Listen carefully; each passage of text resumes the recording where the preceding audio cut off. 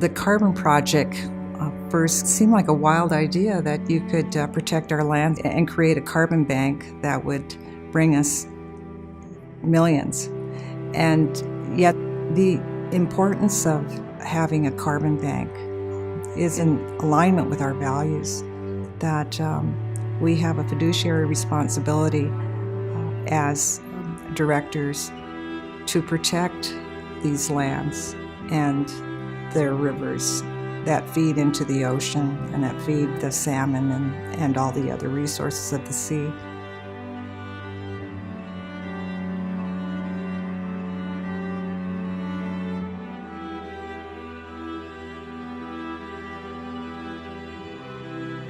In 2013, Sealaska Corporation experienced a monumental failure, and it brought us to the place we should have found for ourselves, to look deeper at what are we doing and why.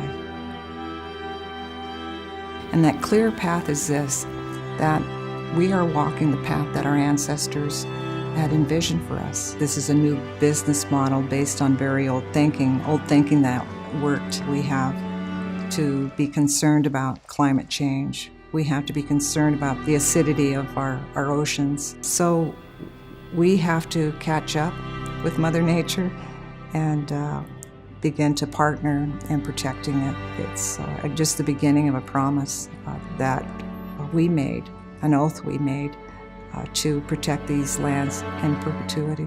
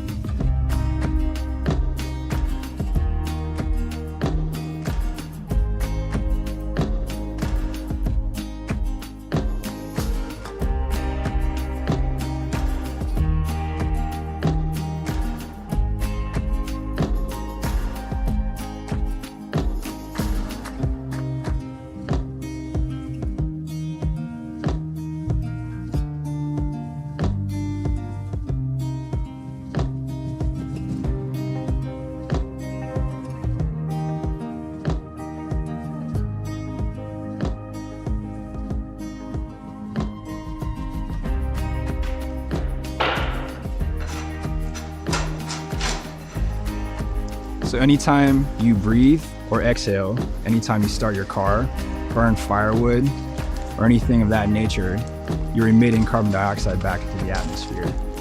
Trees, on the other hand, absorb that carbon dioxide and use it in the process of photosynthesis. A byproduct of photosynthesis is oxygen, so we complete each other. That is the carbon cycle. Sealaska set aside 165,000 acres of forested land, and we're currently carrying out an improved forest management project under the California Air Resource Board. The indigenous people of Southeast Alaska have always been stewards of our traditional homelands. And with this project, we can generate revenue and preserve and protect our traditional homelands. I'm really proud of Sealaska for taking this step. We only have one planet, we only have one Earth, we only have one Southeast Alaska, only one place we call our traditional homelands, and I think we need to do our best to preserve it as best as we can.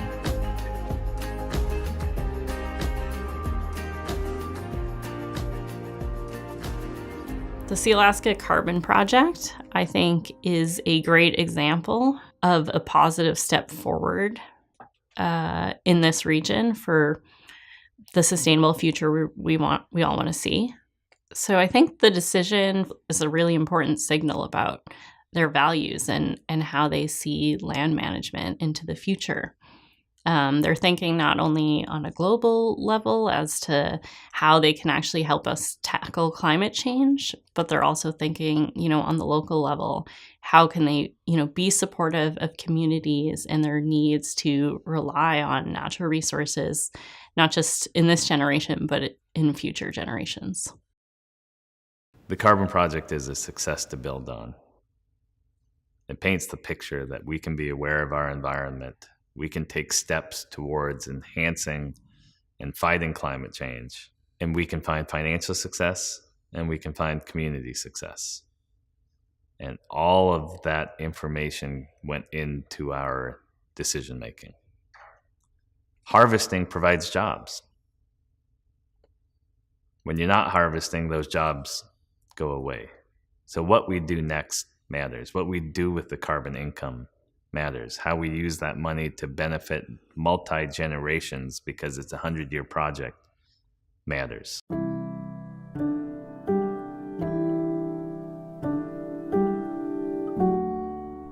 We're protecting these lands for generations to come, many generations to come.